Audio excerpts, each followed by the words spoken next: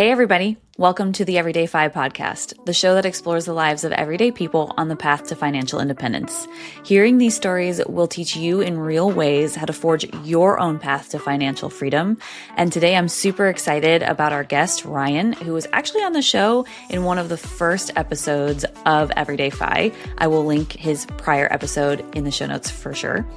But he started a new venture all about volunteer work and a way to bring our community together through service to others. And I'm super excited to get to talk to him about this venture and to let you know how you can get involved as well. Also, what you'll hear in this episode is why he started this, which is very close to my own heart. So stay tuned to hear all about Ryan's new venture about volunteer service right after this.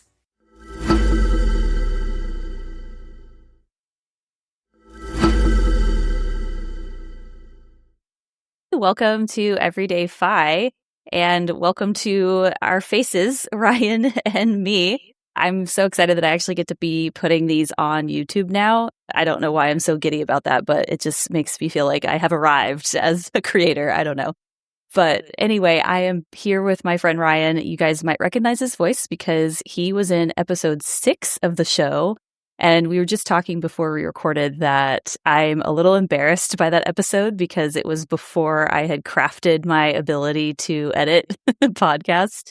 And there's lots of very echoey sound. I think, Ryan, you said you were on your iPad in Costa Rica, so it's very grainy. So you guys who have followed us since then, thank you so much for sticking around and bearing with me while I try to figure my life out. But yeah, hey, Ryan, it's great to have you back. Hey, Megan. Yeah, it's great to be back. Great to see you again. And yeah, I think you've been doing a great job recording this whole time, whether or not it's the early ones or the newer ones. But yeah, great to see you. Yeah, for sure. So today we have a very specific topic that we want to talk about. Ryan started this amazing new, I don't know if you want to call it company or volunteer endeavor, but it's called the FI Service Corps. And I can't wait to dive in on that. But I want to touch on some of the things that your prior episode we were talking about, because it's been almost a year. That episode, like I said, was episode 6. It came out, let me check my notes, June 17th of last year, 2024. We recorded on May 17th, 2024. So it's been almost a year. We're recording this show today on April 11th of 2025. And there's several things that I think have changed in your life. So back then you were engaged, and I think you're married now, right? When did you get married? How did that go? Yeah, I am married now. We got married in July of 2024, and it went great. We got married in Colombia, South America. That's where my wife is from. So we had this really fun mix of, my side being American, traveling to Colombia, and then her family and friends that were from Colombia. And yeah, it was a really amazing, fun-filled weekend of salsa dancing and traditional Colombian music and food. And yeah, it was an amazing wedding. And then we were able to go on a extended honeymoon after. So we spent 6 weeks traveling through Europe. Yeah, just packed our backpacks and we're bouncing around. And yeah, so living the married life now. That sounds amazing. I wish I could take 6 weeks off and just live in Europe. I'm very jealous of that. So, and then also last time you guys were looking for a place to live, and I think you said that you had about a year to figure that out. Did you guys figure that out? Where are you guys living now? Yeah, so just a little background on that. We moved to New Haven, Connecticut in 2022 because my wife, Julie, started a nurse practitioner program at Yale. And it's a 3-year program, so her graduation is coming up pretty soon. And I always kind of viewed New Haven as just a transitional stepping stone kind of place for us because we used to live in Washington, D.C. for many years. And we have a lot of friends there, a lot of connections. And then we were also open to moving somewhere totally new because she's going to have this, amazing set of credentials where she can probably find a job anywhere. So we were just playing with lots of different ideas, but I found that it was kind of taking me out of like the present moment and taking me away from being able to embrace the community where I was living. So I've kind of moved away from that mindset and, really tried to get more involved with my community and, interact with people that live here and, and just sign up for various activities. Like I do weekly volleyball and weekly run club. We do trivia nights at bars. So, we really started to enjoy it here. And also, we decided that financially, it actually makes a lot of sense for us to remain here for the foreseeable future because I bought a 4-unit multifamily in the summer of 2023. So we live in the top unit and we rent the 3 units below. And because of that, our living expense is very low. And so it's been great, these last couple years, kind of being like live-in landlords. And yeah, we decided that it'll be a great opportunity to, keep it going and allow her to, build up her savings after these 3 years of being a student, where she can start her job, stay in New Haven, save money. And for me, it'll be a great opportunity to not have a high living expense while I'm pursuing this new venture, FI Service Corps. So we're gonna stay in New Haven for the time being. Yeah, that's awesome. And I mean, yeah, I get it. If you've already established a community somewhere, I can see how it could be difficult to leave. I know New Haven is, I've been there before to visit Yale, and I don't know if anybody else has been to New Haven, but I will say I visited almost a decade ago, and it was a pretty rough town. The nicer parts were only around Yale, and the other parts were a little sketchy, but it's still Connecticut, so it's beautiful weather and things like that. But I totally get it. I didn't think that Durham, North Carolina was going to be where I settled, but I established a bunch of friends here. I love my gym. I love my yard. The town is a really cool, edgy town that hasn't been discovered yet by the rest of the country. We're kind of like an Austin, Texas, but nobody knows about us, which I hope it stays that way. I'm like, why would I leave? The only reason why I'd leave is because the weather, it's way too hot. But yeah, this long-winded way of saying I totally get that. I have a friend in the FI community who is moving to Durham, so maybe word's going to get out and people are going to start coming to your town. I don't know. But Stay away. Yeah, I know, right?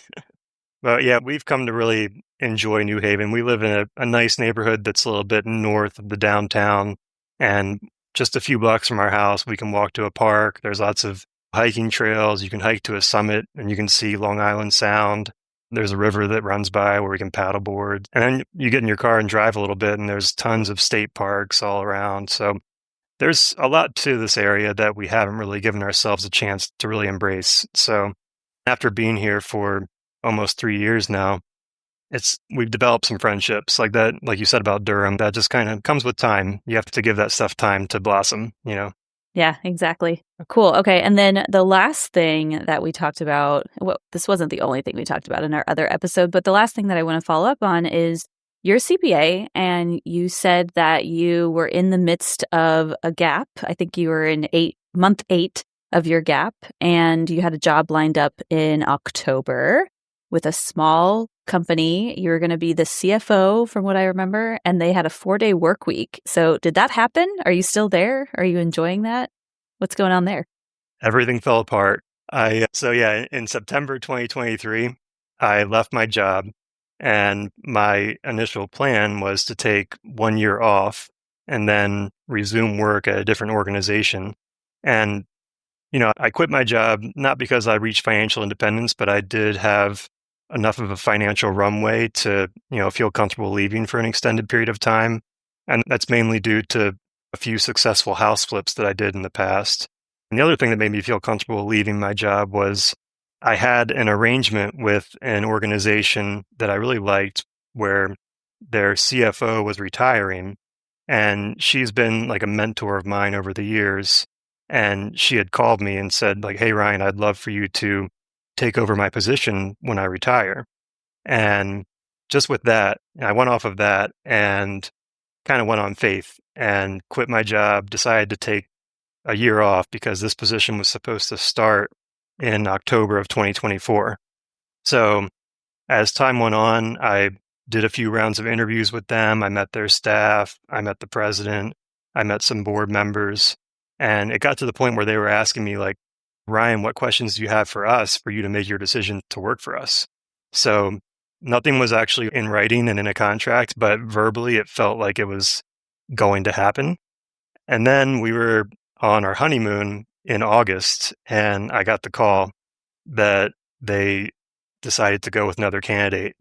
So, yeah, board of directors got involved in the job search process, and the treasurer of the board referred a colleague of his who has many years of CFO experience and I guess was a better fit for the role. So they decided to go in that direction.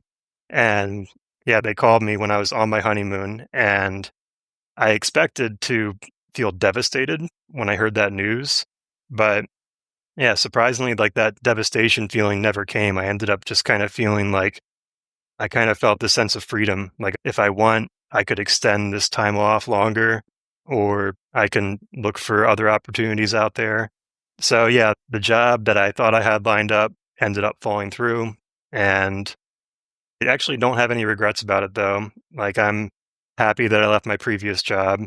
It enabled me to do all kinds of extended travel and just kind of like re-simplify my life. I just was able to focus on some basic things, during this time off, like extended travel and studying Spanish and planning this wedding and honeymoon, and then incorporating things like exercise and home renovations just as like a regular part of my life. Well, it sounds like it was, what is it, a gift in disguise. And I don't know if you are doing any CPA work right now. Are you still off? Are you still taking your sabbatical? Is it going to be, are you just retired now?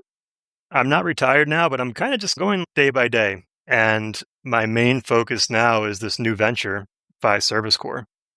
I had this idea to organize a volunteer trip for the FI community.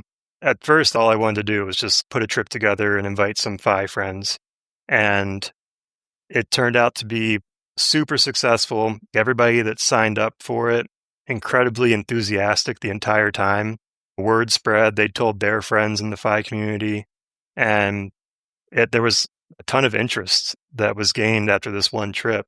Eventually, it felt like a calling that I had to pursue. So for the time being, I decided to pause the job search and focus on building FI Service Corps. And that's why we're here. So great segue. You should be a podcast host.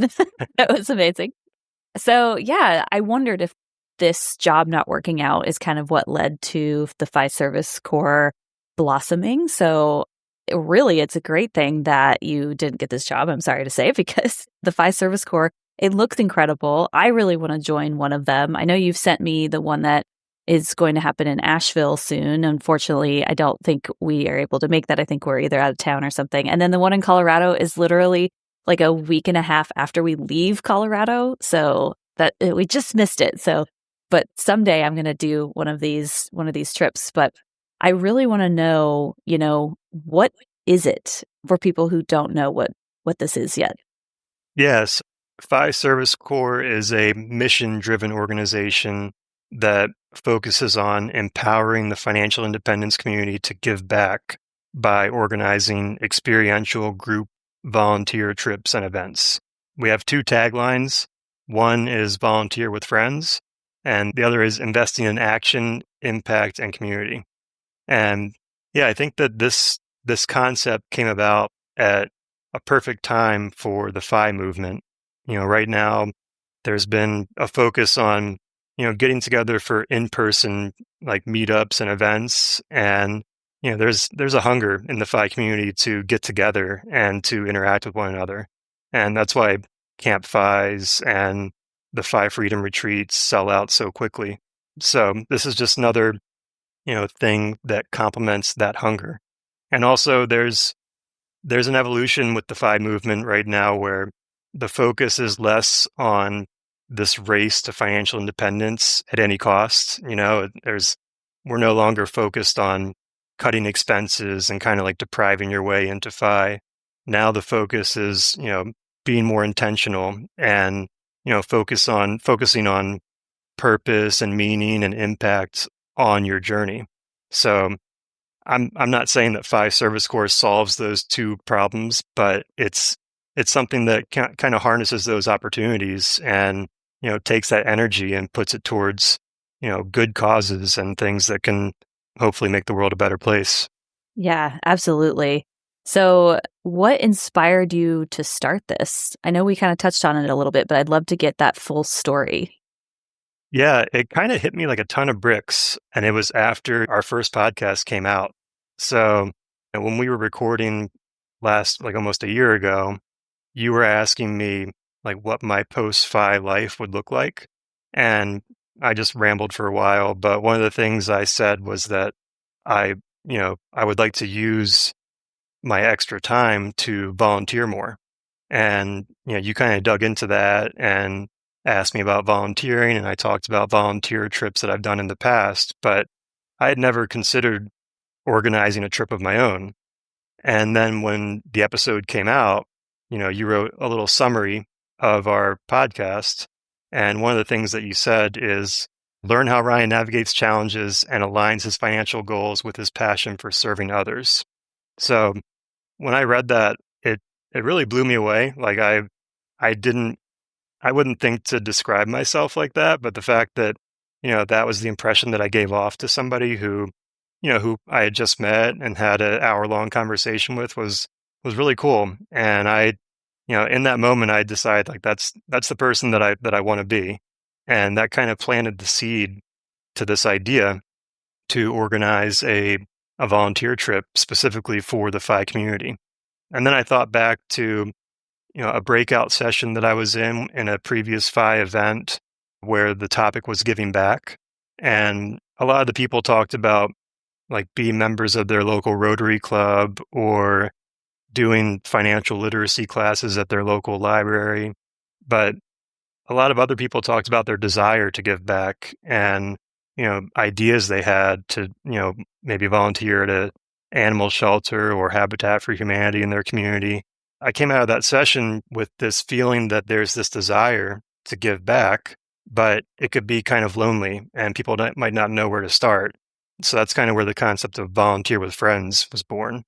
So it initially was an idea to put together just a group trip for 5 friends, and it was incredibly successful. And yeah, I just ended up feeling like it was a calling, and I have been, organizing trips ever since. That's so incredible. And I'm going to admit that I teared up just a smidge when you were talking about this because that makes me feel so good that, I mean, I don't know if I wasn't trying to like inspire you to do anything, but I saw you as somebody who definitely knew what his values were and you were taking the steps to align your life like that. And so that's just who you were even a year ago. So to me, this is just the next iteration of that. But I love that you see that this inspired you to do this. So that makes me feel good. So thank you. So how did you go about starting this? What are kind of the ins and outs of starting a volunteer organization like this? How did you plan your first trip? How did you get people to sign up? Yeah, so a lot of my past experience really complements, putting this stuff together. I've done a handful of, volunteer trips as an individual volunteer. And, I also have, a business background, an accounting background. And, both those things have, kind of married themselves together with building this organization. But specifically for the first, what I'm calling the pilot trip for FI Service Corps, I ended up partnering with a local nonprofit in New Orleans who I've volunteered with in the past. And yeah, I focused on doing what was familiar to me. So I was familiar with this organization that does home construction. They build opportunity homes and they sell them at a discount for families in need. And I chose New Orleans because it's my favorite city. And also I've been there a handful of times, so I know the area. And yeah, once I made contact with the organization and set our dates for volunteering, I then worked on finding, adequate lodging for our group. And I wanted to focus on a convenient location and lodging where we're all comfortable, and also lodging that has lots of communal areas where we can all, easily hang out together as a group. And so once those two things were set up, the volunteering and the lodging, I just texted like 8 of my friends, mostly people who I met in Bali on my first like official FI event, like over a year and a half ago. And the whole idea was reinforced when the whole group just said yes immediately. Like there was no hesitation. I just got like 8 yeses and we all came together in New Orleans and we kind of figured it out as we went. For future trips, I'm getting better and better when it comes to logistics outside of volunteering because I learned that if a bunch of people are coming together traveling to an area, we want to hang out together and we want to have meals together. We want to do activities together. So, in New Orleans, we tried to focus on group meals. We went to a lot of Cajun restaurants downtown and we did some activities that supported local businesses. So one of the things that we did was we went on a ghost and voodoo walking tour of the French Quarter. So that was really fun. Lots of spooky stories and local history. And then we ended the trip on our last day with a cemetery tour and then just walking Bourbon Street, checking out French Market. So yeah, all in all, it was an amazing experience where we got to do, volunteer work that felt very important and it felt like it made a real impact. And then we also got to enjoy each other's company and support the local economy in the area. Yeah, that's incredible. And NOLA is such a cool city. I was just there in January. And so I know some of the places that you're talking about. And I also did a ghost tour. It was really fun.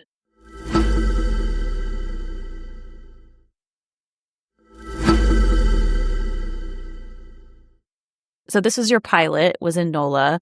When was this? This was in December 2024. We have upcoming service trips. So in May, we're going to Asheville. In June, we're going to go to Tampa. And in July, we're going to go to Colorado Springs. But in addition to those trips, I've organized a couple events where I'm calling them local days of service. And I've invited the local Choose Fi Facebook group to come out, get together, volunteer for just a couple hours, and then we all go to a brewery. So there's been a total of 3 trips/events that Fi Service Corps has done. But yeah, we have a lot on the horizon. Yeah, it's incredible you went from your pilot to having now 3 coming up. I've actually been sending your links to a couple of people that I know in Colorado. And I guess what I'm curious about is how many people can come on your trips. Yeah, I want to keep it small. I think that small groups are what makes Fi Service Corps so special. Like with a small group, we can all stay together at the same house.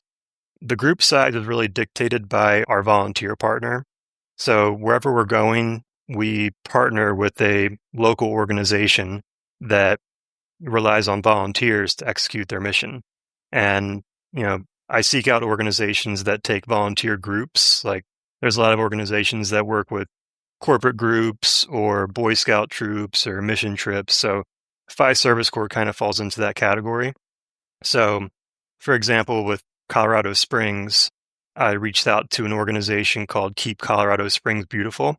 And once I determined that that was a good fit, I spoke with their executive director and we nailed down a few dates. And I asked her, what's a good capacity? What's a good number of people that can come out and volunteer? And she said, a good number is 15. If there's more, then we're kind of falling over each other. So, I kind of let that dictate the group size. And then once that was established, I looked for lodging that can accommodate 15 people comfortably. But I want to keep it that way. Asheville is going to be 12 people. So like that 12 to 15 persons group is the sweet spot for us, I think. In the future, we'll find an opportunity where 40 or 50 people can come out and, it could be at a retreat center like CampFI and we can all do something together. But for now, I like the small groups. I think that it really fosters a deeper connection with each other. When you're in a small group and staying together in the same place for, 4 or 5 days, then it's really hard to walk away from there without closer connections and, with long-term friendships. Yeah, for sure. And are you able to get enough people to sign up? How quickly are you seeing them sell out, do you think? Yeah, so the 3 trips that are coming up this summer they're all open for registration. The only one that's sold out is Asheville, which is in May next month. But the Tampa trip at this moment still has 5 spots open for registration. Colorado Springs has 9 spots. So it's it's not at the level of CampFI yet where you need to register on the day that it opens. We're working on getting the word out, raising awareness that we exist, and getting eyes on this. And for people that do learn about Phi Service Corps, like, it's been an incredibly amazing reception. I think there's so many socially conscious members of the Phi community that are excited about this idea. So yeah, events don't sell out right away. I'm hoping that the upcoming ones do sell out. But yeah, that's all kind of just need to work on. Well, we need to work on like getting the word out, spreading the word and getting our friends on board. And yeah, so still spots are still open. Yeah, that's great. I am curious what lessons you learned from the pilot. I know you said you were kind of doing it in your comfort zone, but was there anything you learned that you're taking into planning the rest of these? Yeah, well, I'm kind of learning as I go. Like with each trip, I'm, kind of sorting out what works and what doesn't work. And after each trip, I like to send out a survey to the participants to learn about, how they felt about the volunteer work, how they felt about the lodging, and just get their overall feedback on the trip. But yeah, I think what I've learned is that there's so much excitement and enthusiasm from the Phi community, from people who learn about this idea. And it's been super gratifying because, this was just an idea in my head that I stewed on for a while before bringing it into existence. And so, yeah, what I learned is that it's definitely a feasible venture that people are excited about.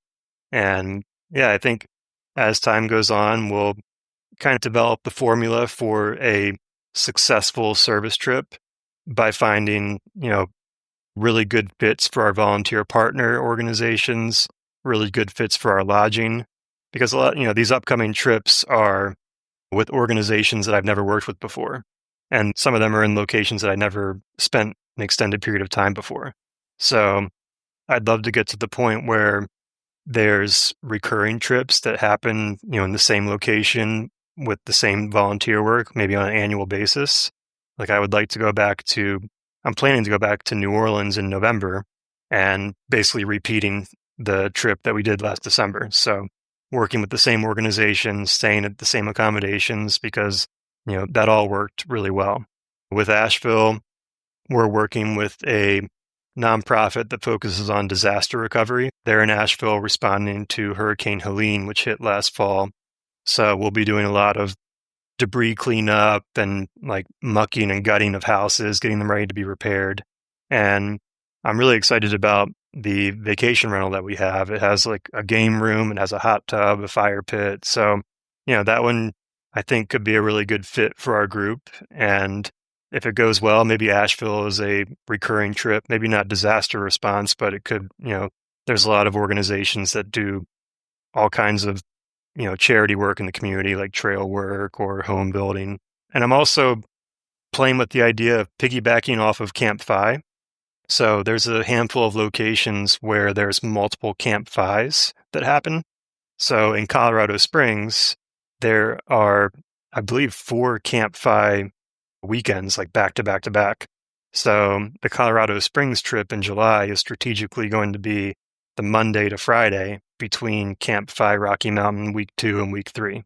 I think it's a great way for people that are going to one of those CampFIs to extend their trip and travel with purpose and, continue hanging out with friends. I want to, see if that's successful and incorporate that into the future, because there's a few other areas where there's multiple CampFIs, like Minnesota, Florida, Spain. So we'll see. Oh my gosh. Volunteering in Spain would be so cool. I was wondering, I know you said you do day volunteer. I'm assuming in Connecticut, right? Yeah. I'm a member of a few different Choose Phi Facebook groups just because I've lived in different areas and I've traveled to different areas. So in Connecticut in January, there was a beach cleanup. And so, yeah, I reached out to the Choose Phi Connecticut Facebook group, invited them out to participate in the beach cleanup. a few people showed up and we had a great time just, picking up trash and then sorting things for recycling and then went to a tavern afterwards. And I spent the month of March in Salt Lake City and I joined the Salt Lake City Choose Fi Facebook group. And the weekend before I left, I decided I wanted to, do something to give back to that community just 'cause I loved it so much out there. I skied for the entire month and, it's such a beautiful area. Everybody's so friendly. So I wanted to do something to give back. And I invited the Choose Fi Salt Lake City Facebook group to come out and volunteer at a donation center. This was a donation center that takes volunteers to do 2-hour shifts sorting donations. And so, yeah, a few people came out and we spent 2 hours just like going through bags of donated clothes and categorizing them and getting them set up in the donation center, and then went to a brewery afterwards. So, yeah, I like the events aspect of our mission. They're not very hard to plan, and it's a great alternative to, a standard Fi meetup. Yeah, absolutely. I love standard Fi meetups for sure, but I feel like when you are giving together as well as being together, it just creates an even deeper connection than you would develop otherwise. I've volunteered before with people, and it always creates this sense of like, we are doing something good right now together. And, that it just creates this bond. And I love that you're doing this. And it makes me curious, are you targeting certain kinds of volunteering? Yeah, so the type of volunteering that I look for Fi Service Corps are areas where the volunteers don't need to have any experience and they don't have to have any kind of specialized skills. So I think that's what makes Fi Service so accessible. Like there's no barrier to entry when it comes to the volunteer work. And anything that you don't know how to do, you can be trained on site by the staff of the volunteer partner. So as far as picking the cause area that I want to work with, it's really just that inspire me. We initially went to New Orleans and did these opportunity homes because that's what I've worked on in the past. And it feels really nice to be a part of something that helps that community. It kind of benefits me, reinforcing my construction skills, learning new skills that I can apply to my life back home.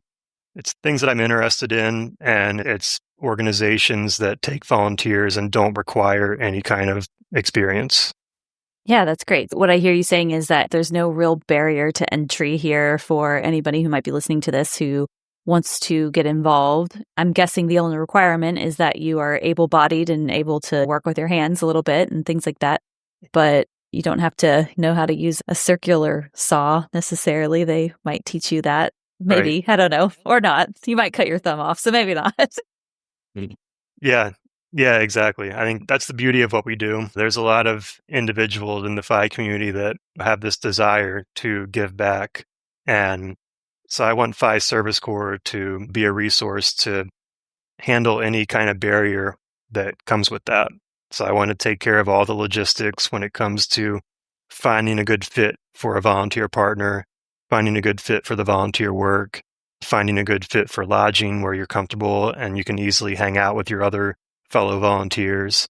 And then also your meals and your activities like during your downtime. So all those things are the value that I want Fi Service Corps to provide to people. Yeah, that's great. All right. Is there anything else about Fi Service Corps that you want the audience to know that we haven't touched on yet? Well, I want people to know that Fi Service Corps isn't the only way to give back. Like if people are interested, like those local days of service that I mentioned, those are easy to put together. So I would be really cool if that kind of swept the Fi community and, these local Fi groups incorporated that into their meetups.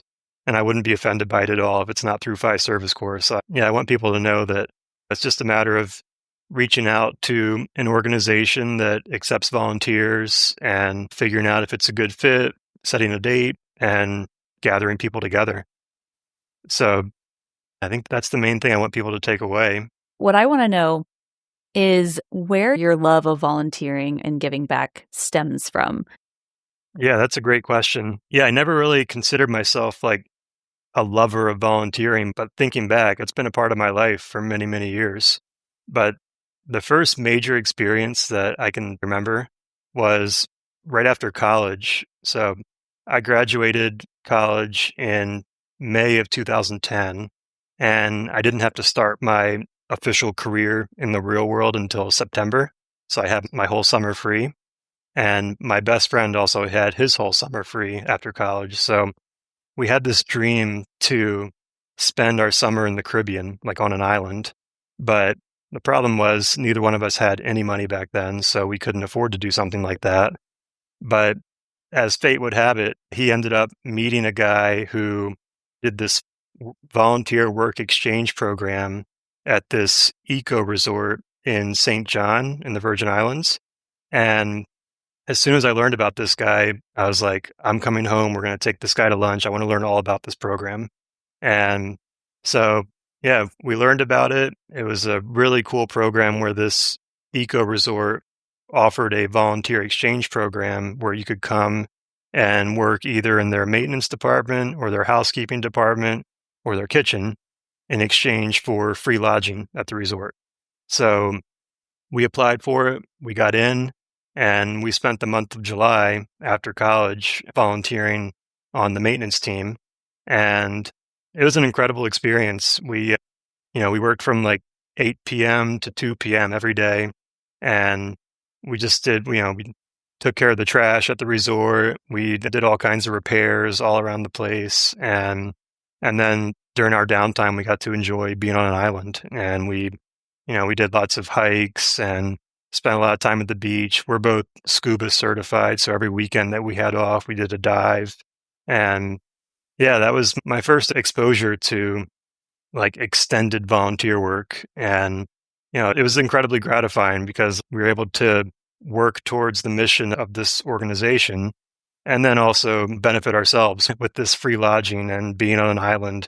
And, we made a ton of friends and ended up having an incredible time. So, yeah, after that, I just kind of kept an eye out for opportunities during my working career and eventually stumbled across this organization, SBP. It stands for St. Bernard Project, and it's named after the St. Bernard Parish in New Orleans. And that's the parish that got hit the hardest by Hurricane Katrina in 2005. But they were established to do disaster recovery. And then they ended up remaining there and established the headquarters, and they're basically like a local Habitat for Humanity in New Orleans.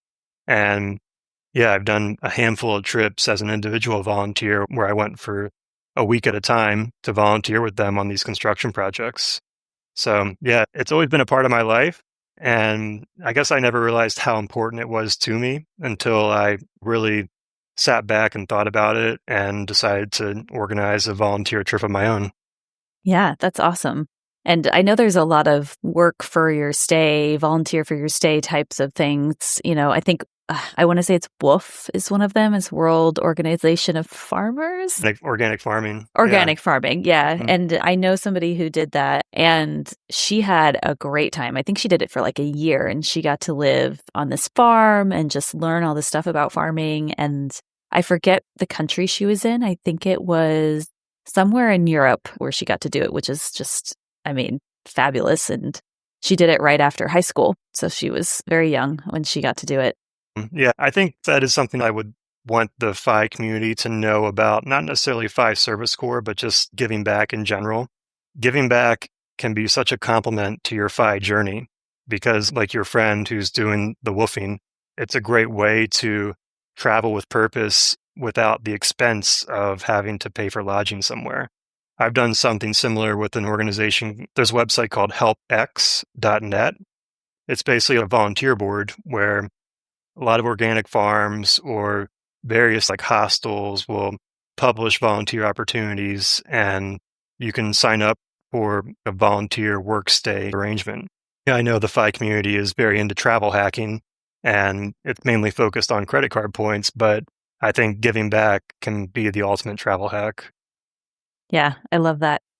Awesome. Well, if somebody wants to get a hold of you and learn more about FI Service Corps, where they sign up, or if they just want to ask you questions about it, where can they reach you? Yeah, so my email is ryan@fiservicecorps.org. It's Phi Service CORPS. And our website is fiservicecorps.org. On the website, you can learn all about the organization and what we do and see our upcoming trips.